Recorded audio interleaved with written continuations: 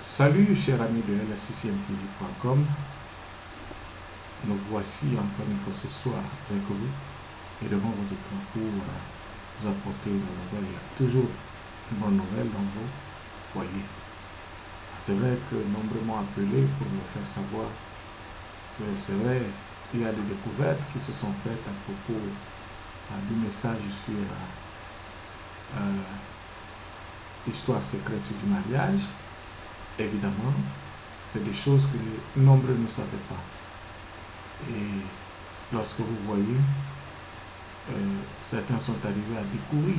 Et moi-même, aujourd'hui, je réfléchissais, je me suis posé une question aujourd'hui, en me disant, comment se fait-il que notre Dieu, par exemple, lorsqu'il arrive à créer Adam et Ève, et d'abord Adam et Adam par Adam et Ève, ils sont arrivés comment? Comme des grandes personnes déjà, c'est-à-dire des gens qui avaient déjà la connaissance et tout.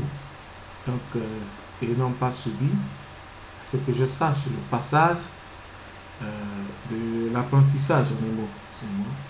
C'est-à-dire que quand tu arrives à naître, il faut que tu apprennes à ainsi de suite, le lait et tout. Donc, l'histoire du lait, ils n'ont pas connu. Ils ne savent pas comment est-ce qu'on donne le lait, mais ils sont arrivés à apprendre qu'il leur a montré. C'est lui-même, Papa Dieu. Alors, autre chose, je disais, mais ils sont arrivés grands, ils avaient déjà tout. Voilà. C'est-à-dire, peut-être comme moi, je m'imagine qu'ils avaient certainement déjà mon âge. Ou bien à quel âge que Dieu a voulu qu'ils puissent commencer leur vie.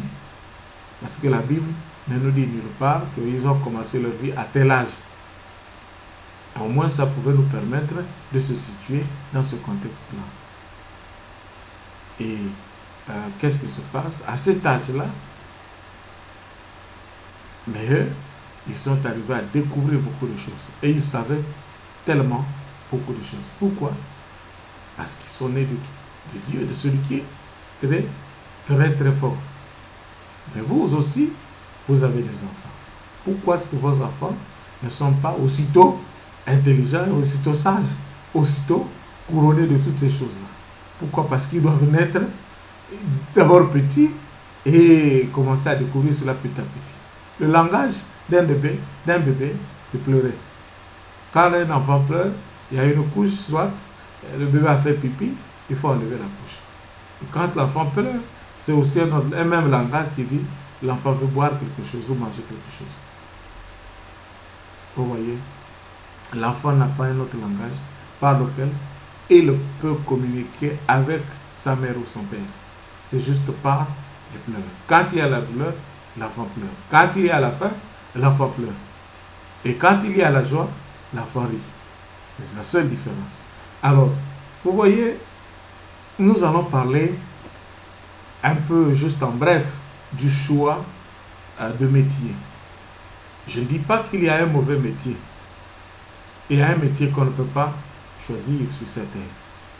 Tous les métiers, quand ils vous apportent de l'argent, sont bons. Mais il y a métier et métier.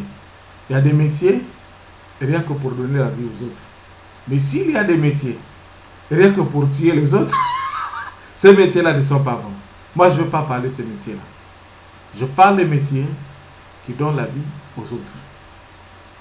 Vous allez voir que même à un animal, un homme peut s'arranger à étudier, à avoir des diplômes, rien que pour traiter un animal. Pourquoi? Parce qu'il a compris que Dieu n'aimerait pas recevoir une offrande, c'est-à-dire avec un défaut. Une offrande avec un défaut, tu peux avoir un mouton, mais tu as un mouton avec un œil crevé. Un mouton avec un œil crevé. Mais tu veux quand même offrir cela à Dieu. Dieu ne prend pas plaisir à cela. Dieu, l'offrande qu'il prendrait plaisir, c'est l'offrande qui n'a aucun défaut. C'est-à-dire que cette offrande-là est juste, correcte, avec toutes ses qualités, et toutes ses connaissances. Moi, je ne pense pas, même un homme, excusez-moi, ces connaissances-là s'ouvrent au fur et à mesure que nous parlons. Lorsque tu veux épouser une femme, bien aimé, tu feras quand même un choix. Tu vas faire un choix et de regarder qui est belle, qui est vraiment belle, qui a des qualités et qui est très belle. En tout cas, tu la trouves, c'est-à-dire ce que tu aimes en une femme, celle que tu aimerais avoir à côté de toi, et tu te diras qu'il faut qu'elle soit comme ceci, comme cela, mince, pas trop mince, hein, bien taillée. Mais si on vient te présenter celle qui n'est pas commode à ton choix, qu'est-ce que tu feras? Tu n'as pas cette femme-là à côté de toi, tu ne seras pas d'accord. Tu ne seras pas content. Et si on te l'impose, tu vas avoir des problèmes. Même cohabiter avec elle, ou ne fût-ce que rester sur le lit avec elle. Donc, en matière de choix, aussi, l'homme doit être laissé faire son choix. Et moi, je pense que lorsque l'homme fera ce choix sur une femme quelconque, une fille quelconque, la fille aussi verra cet homme comment est-ce qu'il est. La fille verra cet homme et comprendra que par cet homme, je peux être instruit.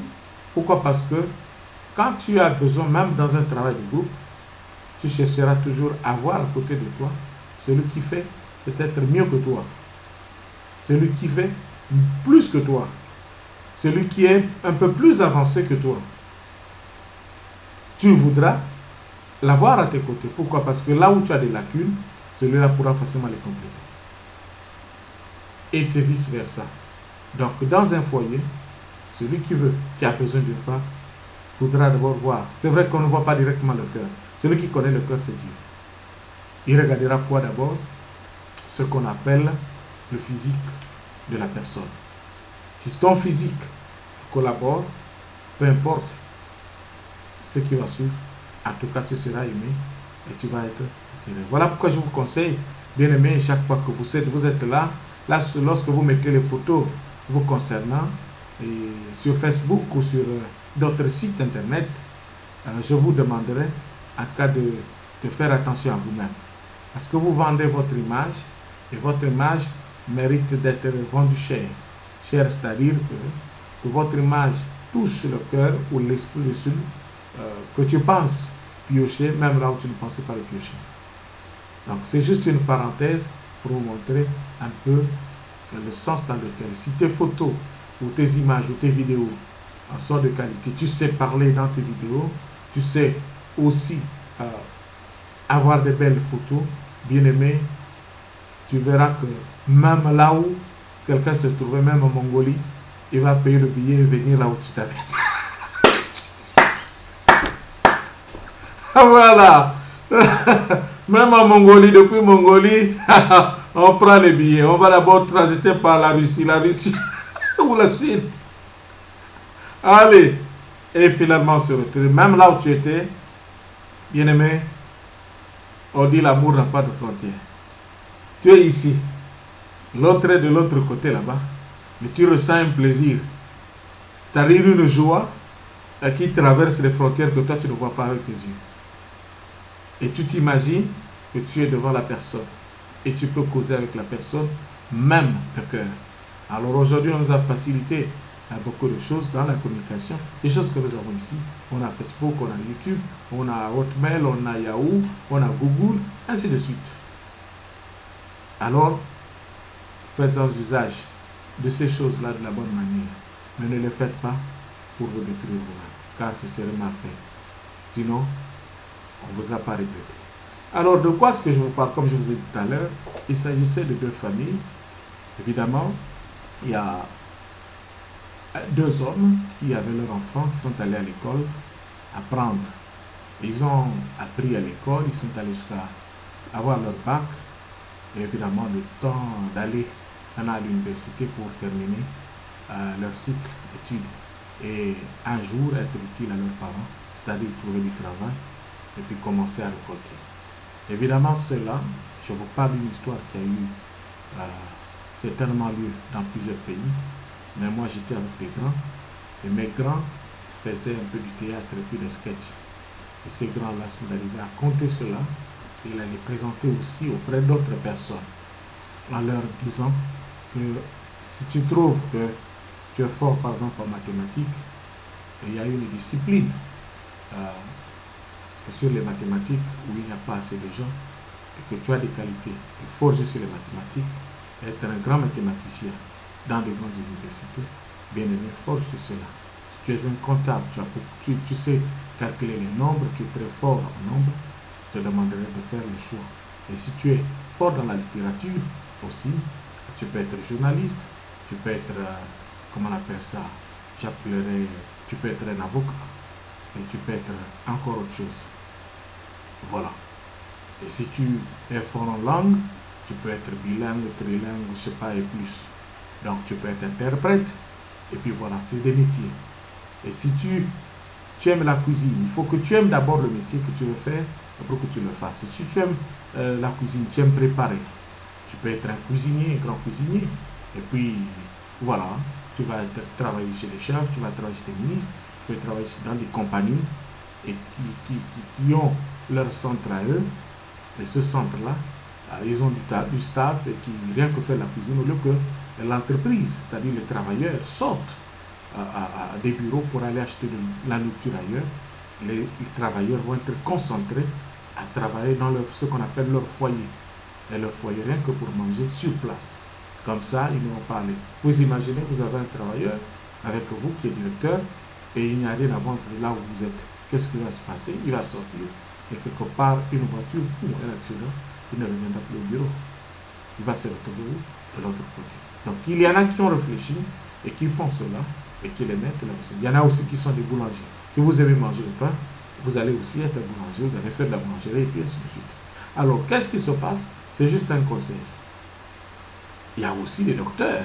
Les docteurs, les médecins, vous voulez faire la médecine, vous êtes fort dans les sciences, ainsi de suite, vous allez. Vous êtes aussi un physique, vous êtes fort dans la physique, vous faites devenir physicien.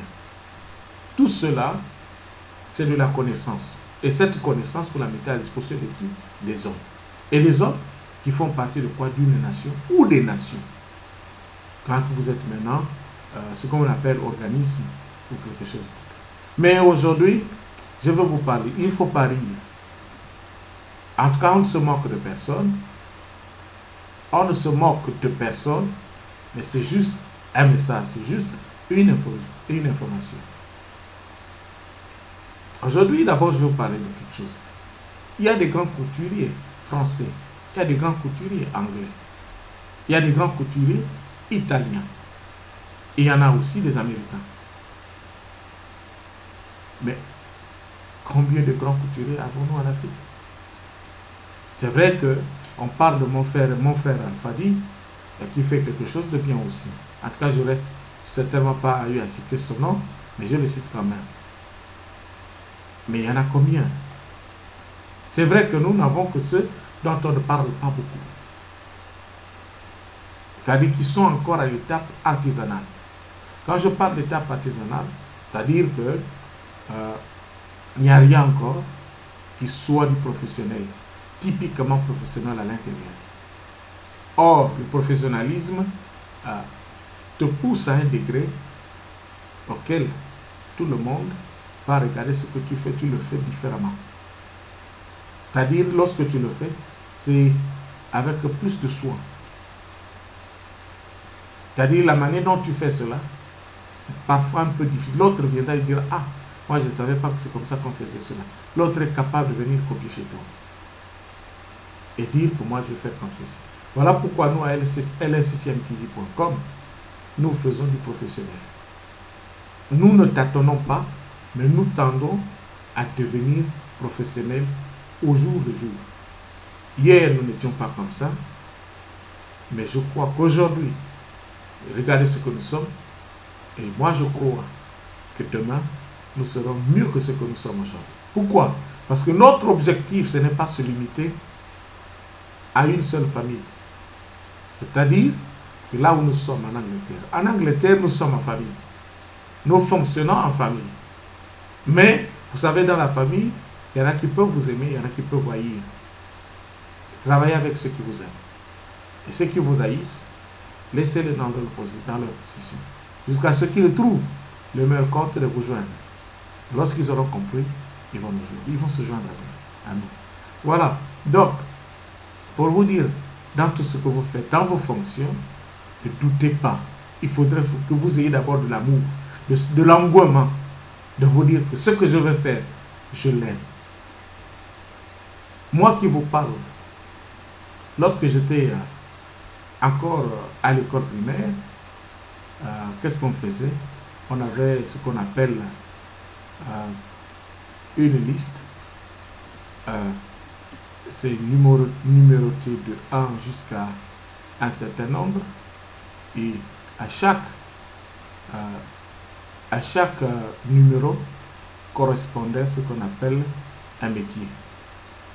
Je ne me souviens plus si ce métier-là a été écrit par ordre alphabétique. Et qu'est-ce qui se passait? Numéro 1 correspondait à une lettre. Voilà, je voulais dire. Numéro 1 correspondait à la lettre A. Voilà, jusqu'en aimant utiliser l'alphabet. C'est-à-dire la lettre A. Un numéro 1 correspond à la lettre A. Et 2, ainsi de suite. Donc, le numéro, si c'est A, c'est 1. C'est-à-dire que ton nom commence par A. Donc, tu as déjà 1. Si ça se suit par B, B qui est 2, tu as 2. 2 plus 1, ça fait 3. Jusqu'à 26, jusqu'aux 26 lettres d'alphabet. Et à la fin de ton nom, donc chaque lettre, même si ça se doublait ou bien ça s'ajoutait, tu as 3 lettres qui se répètent. Il faut les additionner, les nombres qui correspondent à ces lettres-là. Et jusqu'à ce que tu aies un décompte, c'est-à-dire le total de ce que tu auras, il va correspondre à quoi? À un métier sur cette fiche-là. Et quand ce total va correspondre à un métier, toi tu te dis, c'est ce que tu seras. Bon, imagine-toi. Toi, tu n'aimes pas faire la cuisine. Et qu'on fait ce décompte-là, on arrive à un total où ton métier, c'est cuisinier. Et toi, tu dis non, tu ne veux pas faire la cuisine. Est-ce que tu auras tort? Je ne pense pas. Pourquoi? Parce que c'est juste des calculs qu'on a fait. On jouait avec. Mais il y en a pour certains, qu'est-ce qu'ils se disent? Que non, parce que tu as fait ce calcul-là, on va le confirmer et ça devient maintenant ton calcul. C'est-à-dire le nombre trouvé devient maintenant ton nombre. Est-ce que c'est comme ça que ça se passe? C'est juste un jeu. Chacun de nous a sa destinée. Ce n'est pas parce que quelqu'un aura fait un calcul, il aura réfléchi pour qu'on ait un calcul pareil. Mais tu peux renverser les rôles aussi. Quelqu'un pourra facilement dire, écoutez, vous les avez placés en vrac, moi je les mets par ordre alphabétique. Et qu'est-ce qui va se passer? Tu retrouves le métier de président.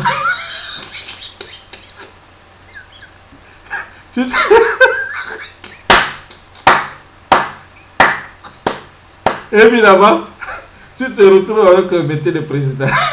Qu'est-ce que tu vas faire? Qu'est-ce que tu vas faire? Après,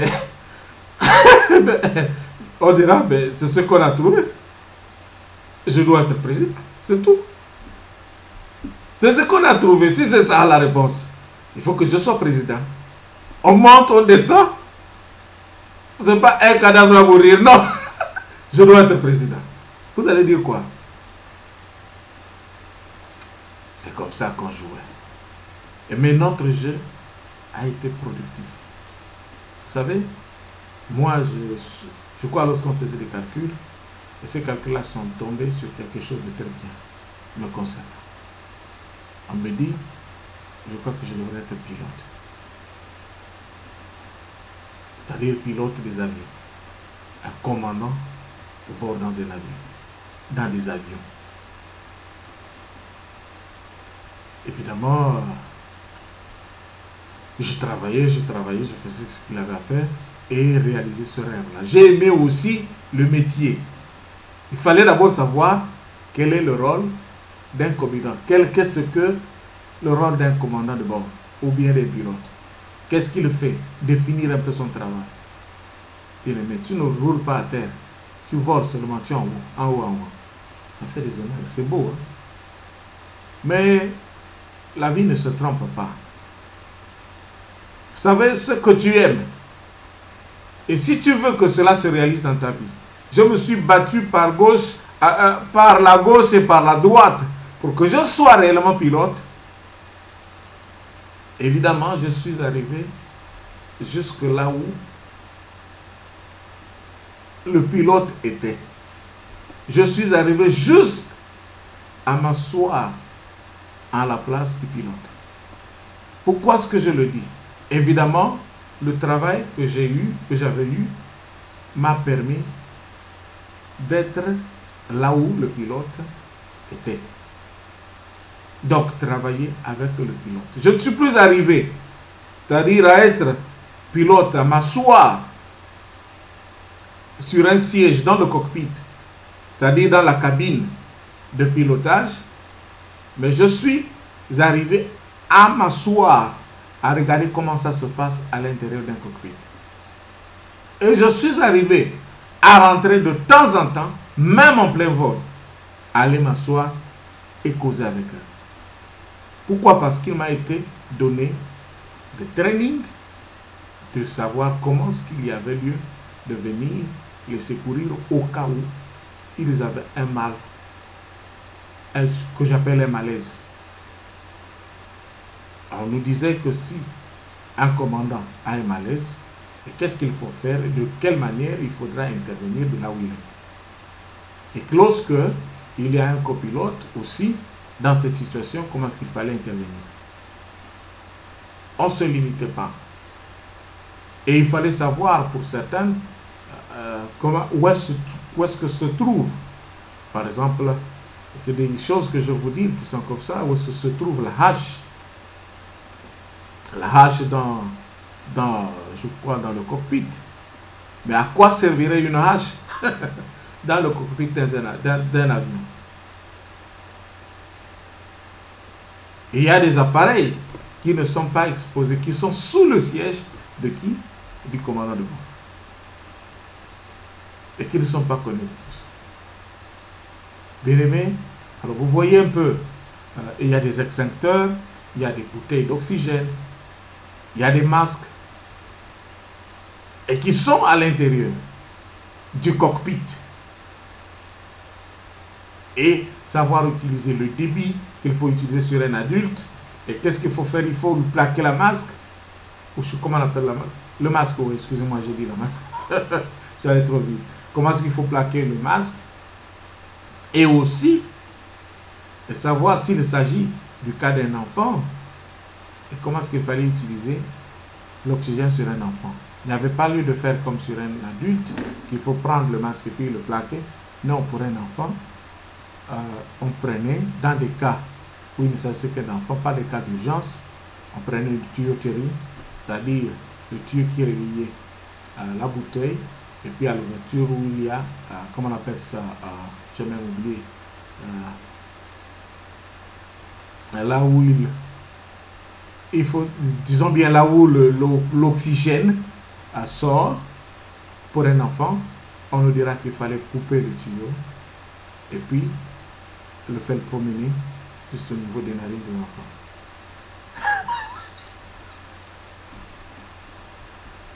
Vous allez apprendre beaucoup de choses. Vous allez apprendre beaucoup de choses. Voilà pourquoi je disais que celui qui a lu la Bible, celui qui est passé par là, peut prêcher. En tout cas, c'est un pasteur. Et je ne me trompe pas. Aujourd'hui, mes amis avec qui nous travaillons ensemble sont des pasteurs à Libreville, au Gabon. Ils sont des pasteurs. Pourquoi? Parce que tu apprends à vivre la vie de quoi? Des anges. Dans les airs. Alors vous voyez, évidemment, c'est ce que je pensais vous dire à propos. On va en débattre en long et en large, si Dieu le permet. Et puis voilà, vous serez très contents sur ça. Alors, qu'est-ce qui se passe? Aujourd'hui, je vous parle, il s'agit de ces deux familles. Je vais revenir sur ce point-là. on aura continué si bien. Alors, qu'est-ce qui se passe? Il y a ces deux familles, le père et son fils, un autre père avec son fils. Et ces enfants qui ont réussi, qui sont allés à l'université, doivent choisir des disciplines.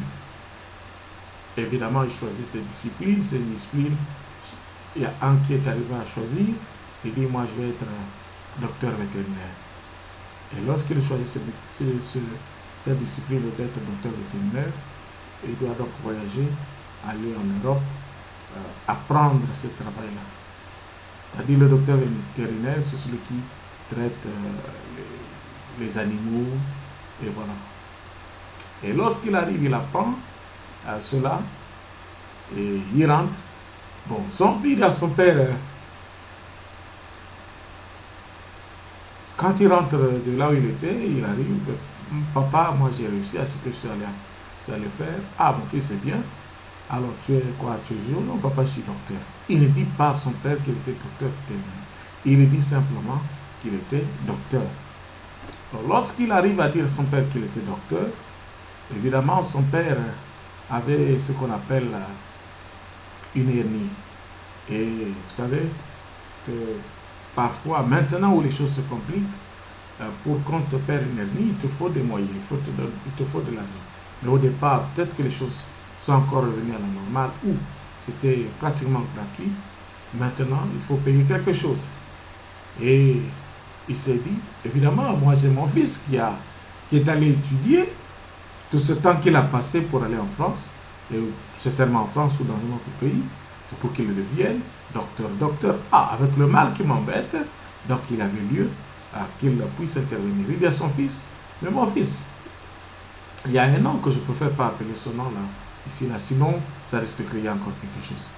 Alors il l'appelle par son fils, et dit, mais mon fils, mais tu sais, toi, depuis que tu t'es parti là, et moi je suis resté, évidemment je voulais que tu puisses me traiter. Moi j'ai le petit ballon avec moi, mais comme tu es docteur, moi je pense que tu vas me traiter pour ça. Alors qu'au lieu que le fils, moi je crois, pense même à se référer à ses collègues qui sont dans des hôpitaux où on ne traite que des humains, et redire à ses amis pour qu'ils puissent le faire pour qu'il puisse traiter son père. Mais qu'est-ce qu'il fait? Évidemment, il vient maintenant donner la réponse lui-même. Il dit, mais mon fils, tu vois bien, c'est ce que j'ai... Oh non, papa, je suis docteur de qui? Docteur vétérinaire. Mais docteur vétérinaire, c'est-à-dire, mais tu traites les hommes et tout, moi j'ai le ballon, tu peux enlever le ballon. Il dit, non, papa, moi, je suis allé étudier, c'est pas pour traiter les gens. Le père était un peu confus. Il dit, mon fils, tu as étudié, j'ai payé l'assurance, j'ai tout fait pour que tu aies étudié, tu es allé jusqu'à l'université. Et on a tout fait pour que tu ailles même en Europe. Et là-bas, tu as étudié quoi? Il dit, je suis docteur vétérinaire. C'est-à-dire docteur vétérinaire, tu n'es pas le vrai docteur ou bien comment? Il dit, je suis le vrai docteur. Mais alors, le ballon, tu peux pas, tu sais pas comment on peut. On enlève le ballon. Il dit, oui, moi je peux le faire, mais papa, moi je ne le fais pas pour les hommes, je fais pour qui? Pour les animaux. Ah! Il dit, toi, tu es allé étudier en France et obtenir ce diplôme-là, c'est pour que tu deviennes quoi? Docteur des animaux. Toi, tu viens traiter les animaux ou tu nous traites, nous les hommes d'abord? Moi, ton père, je suis là. J'étais content parce que je savais que mon fils est allé étudier.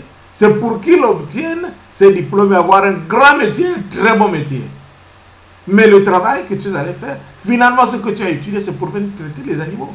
Tu as préféré réfléchir pour les animaux au lieu de réfléchir sur moi, ton père. Je suis une personne qui vit parce que sans ma vie, je ne pense pas ce que tu serais devenu. Et le choix que tu as fait, c'est celui d'aller apprendre comment traiter les animaux. Alors, je ne vous le cache pas. Selon l'histoire, telle que le sketch avait été joué, je crois qu'il y en a qui prennent cela parfois pour la blague. Et c'est des cas parfois qui sont réels dans la vie des hommes. Et le père était triste. Pourquoi? Parce que le père n'a pas une vue, la même vue qu'un Européen. Le père, c'est un Africain. Et l'histoire concernait un Africain avec son père. Mais l'enfant, au lieu de faire le travail qu'il avait à faire, selon la connaissance que je pense, ou encore l'amour qu'il a pour ses parents, mais il a un amour de quoi? Des animaux. Et lui, papa dit, mais tu n'as pas... Qu'est-ce qui lui a motivé de choisir ce métier-là, d'aller traiter les animaux et d'oublier les hommes? Tu choisis d'aller traiter, donner de la valeur à qui? Aux animaux, au lieu de donner la valeur à qui? Aux hommes. Pourquoi les animaux n'ont pas leur propre médecin?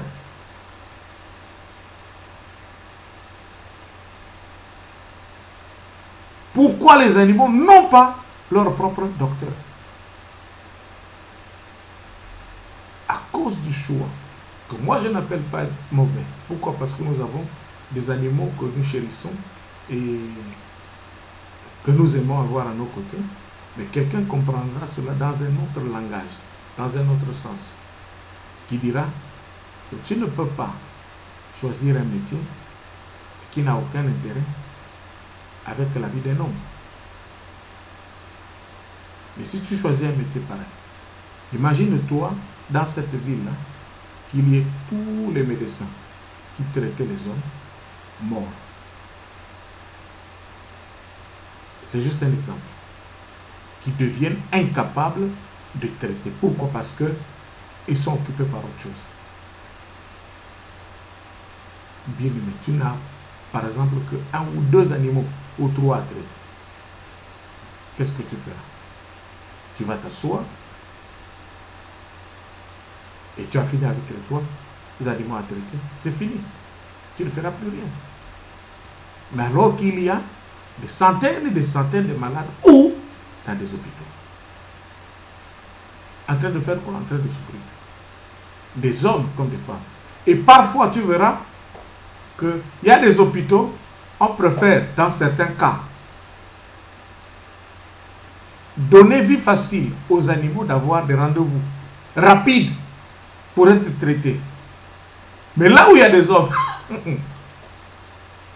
là où il y a des hommes, tu vas te rendre compte que on peut te donner un rendez-vous, on te dit reviens dans 3 mois, reviens dans 6 mois. Un homme qui a le sang, qui a un corps, qui peut raisonner, qui peut voir, qui peut humer, qui peut écouter, mais on ne prend pas soin de lui. Quelqu'un pouvait se dire que ce qu'il disait, le père, sa façon de réagir était mauvaise. Moi, je ne pense pas. Chacun avait sa façon de voir le problème. Chacun avait sa façon de voir la situation. Ce père raisonne. Il dit ce que je te donne, c'est pas pour faire autre chose avec, c'est pour me regarder, moi l'homme. D'abord moi l'homme. Et le reste par la suite. Parce qu'il s'est dit, les animaux peuvent mourir. On va jeter. Par contre, l'homme, quand tu le perds, c'est un problème. Si c'est ton père, tu vas pleurer. Mais il y en a qui pleurent aussi parfois pour qui? Pour les animaux. Il y en a qui font des cotisations. Moi, je suis ça sur Internet. Que non, il faut cotiser pour, comment on appelle ça, adopter les animaux. Ce qui n'est pas mauvais en soi. Mais dites-moi, la priorité. C'est vrai qu'on dira, si on ne fait pas ceci, on aura faim. Mais la priorité serait sur qui d'abord? Ce n'est pas l'homme. Mais si cet homme-là est fort, vous êtes sûr qu'il ne peut pas s'occuper pour maintenir ces animaux en état? Dieu prend soin. Voilà pourquoi quand nous lisons les proverbes là, il est dit les choses cachées sont acquises à Dieu lui-même. Et les choses révélées sont acquises à nous et à nos enfants. Et ce père-là ne pouvait pas se tromper en se disant que moi, mon fils, doit être un grand patron sur cette terre. Il doit avoir un très bon métier. Et l'enfant, c'est vrai que C'est un intellectuel pouvait facilement se dire que oui, papa a raison, mais il n'avait pas le choix que de défendre sa cause en disant que mais papa, ceci, cela, non. Mais oui, et papa va lui dire oui, continue à me parler de la sorte. Pourquoi? Parce que toi tu penses qu'un jour un animal pourra facilement prendre un cahier, lui-même, prendre le cahier lui-même et aller à l'hôpital avec. Ça, je parle des cas en Afrique. Alors qu'en Europe, il y a des endroits où tu n'as pas besoin d'un cahier. Tu donnes juste un coup de fil et là-bas, toi-même, tu portes l'animal, tu amènes. Et il dit, tu as déjà vu un CBC, tu as déjà vu un caïman, un crocodile quitter l'eau, à toi d'aller directement lui-même à l'hôpital. Tu as déjà vu ça? Même un chien de la fièvre dit, allez, tu connais là où se trouve tel, va là-bas, on va te traiter. Jamais. Pourquoi? Parce qu'il sait qu'il est premier. Et il restera premier, l'homme.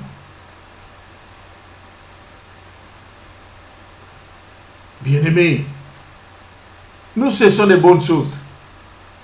On ne cherchera pas les mauvaises. Si ce père-là prend soin de dire à son fils que tu as mal choisi, il fallait quoi? Bien choisir. Je ne le dis pas pour attaquer ou faire du mal à ceux qui sont dans ce métier-là. C'est juste une histoire, mais qui correspond à votre métier. Je vous demande pardon. Mais ce message-là aussi peut attraire à beaucoup de choses. Il n'y a pas que dans le vétérinaire.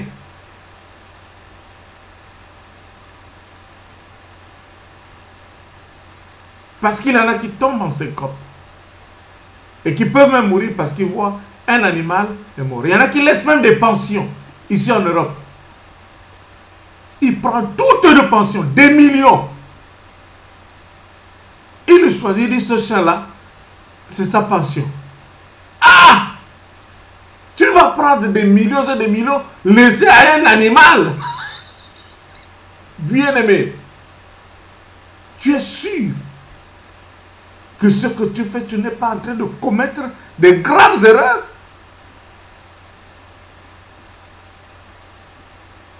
Une pension que tu donnes à un animal, tu es sûr que ta façon de raisonner, dis-toi, tu n'es pas malade quelque part. Moi, je ne pense pas. Un homme de cœur averti prendrait une pension, la léguer à qui? À un animal. Ce que je te demanderais, plutôt, de voir un responsable. Il y a des centres où il y a peut-être quelqu'un qui peut facilement adopter cet animal. Et la personne va gérer avec l'animal.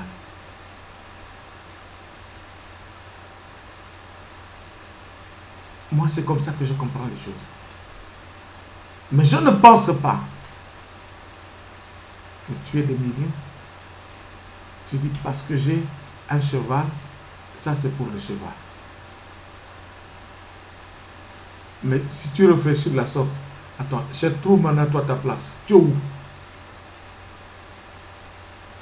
Je ne suis pas contre toi. Je parle à cause de cette histoire seulement. C'est tout. Je me mets un peu en lieu et place de ce père-là. Et pourtant, le métier n'est pas mauvais en soi. Il rapporte quoi? De l'argent. À qui? À son fils. Et cet argent est utilisé pour faire quoi? Pour soit payer le loyer. Ou payer quoi? De la nourriture. Et papa mange. Il boit. Il dort. Il y a l'électricité, il y a tout. Mais il y a une chose.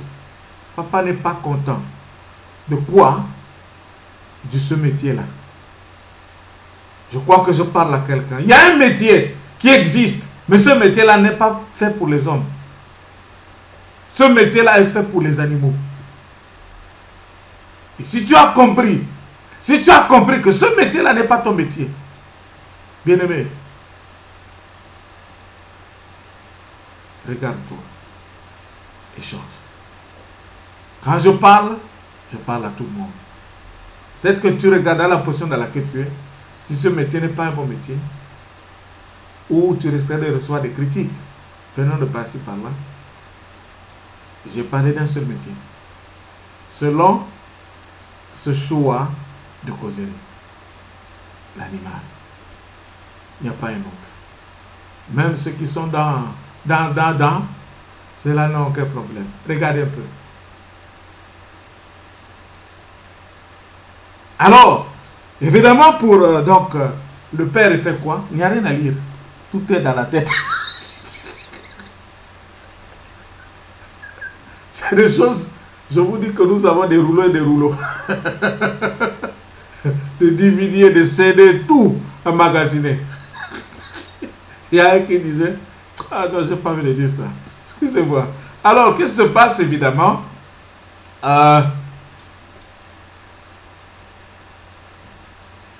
Ce papa-là, il avait son ami. Fâché qu'il était, il dit, mais nos enfants-là peuvent facilement nous tromper. Laisse-moi aller aussi voir un peu l'enfant de l'autre. Alors, il se déplace, il va voir. Évidemment, ce nom-là, je peux le sortir. Il va dire, l'autre, son ami qu'il allait voir, s'appelle M. Mbanda Ngombi. Mbanda Ngombi. Alors, il arrive, il frappe à la porte. Est-ce qu'il y a quelqu'un? Est-ce qu'il y a quelqu'un? Il dit oui, il y a quelqu'un ici, j'arrive. Alors le père sort, et de l'autre sort arrive, vient rencontrer son ami. Ah, il se salue. Ah, toi c'est comment, papa? Si c'est oui. Papa, papa, pour toi. Il dit, toi tu as de la chance. Il dit, toi, tu as vraiment de la chance. Il dit, mon fils que tu as vu là. Mon fils que tu as vu, chez moi là, avec tout ce que j'ai fait, il va étudier jusqu'en France, il revient avec quel diplôme, mon fils? Avec quoi? Docteur, il est docteur de chiens. Il est docteur de chats. Docteur de CBC.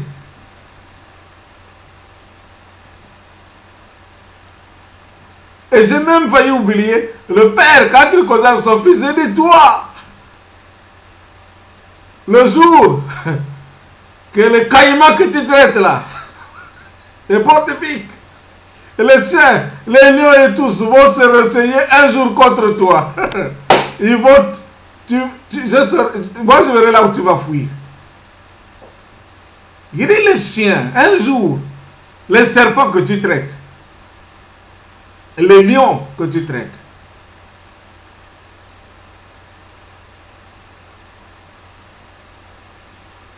Un jour, pas 2 jours, un seul jour, vont se retourner contre toi.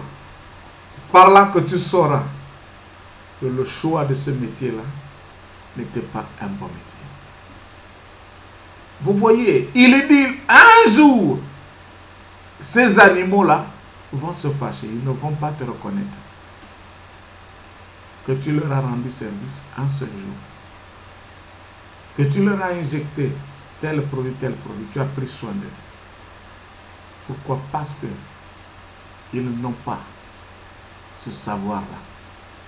Ils n'ont pas cette chose-là en eux. Et il n'y a que l'homme qui l'a. Voilà pourquoi le meilleur choix de choisir l'homme.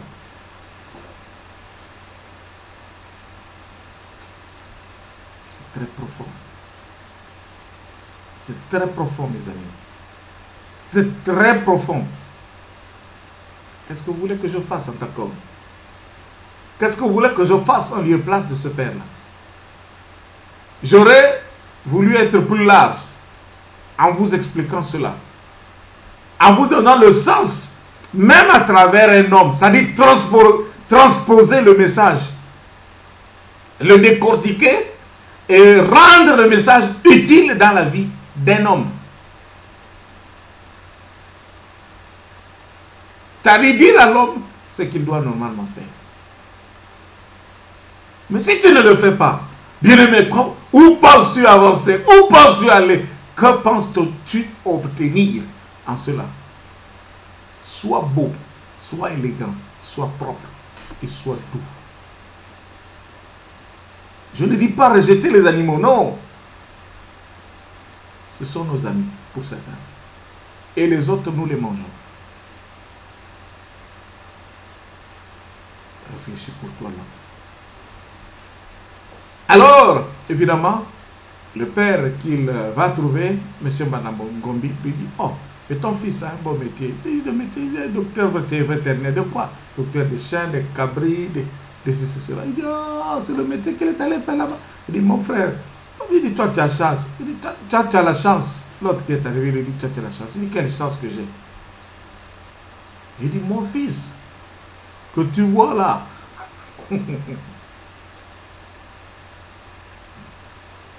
oh, il est docteur de ci, mon fils que tu vois là, toi au moins, ton fils est docteur.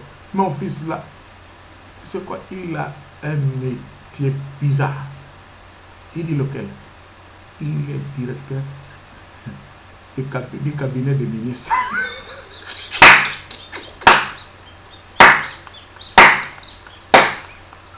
Vous savez, chez nous, en français, les toilettes, on peut appeler ça dans un langage aussi bas. Je n'appelle pas ça bas, un langage aussi courant, que c'est le cabinet. Il n'avait pas tort. Même celui qui parlait de son fils avec concernant un docteur vétérinaire, mais quand l'explication arrive, il y a une différence. Il lui dit, toi tu es... Ton fils est quoi? Au directeur de cabinet. Le cabinet quoi? D'un ministre. Ah! Il dit, mais là-bas il y a la mouche. Il dit, là-bas il y a les asticots, là-bas il y a des mousses, il y a tout dans le cabinet. C'est le métier qu'il est allé étudier rien que pour rester dans le WC ou les toilettes du ministre. Ah, bien aimé.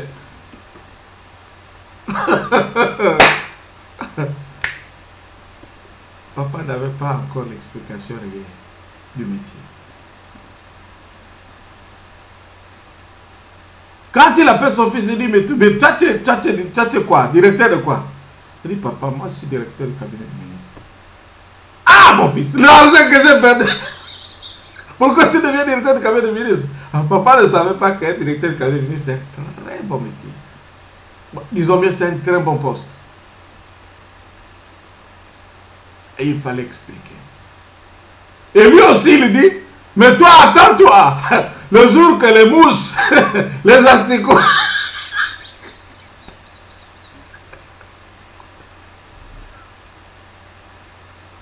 et les micros,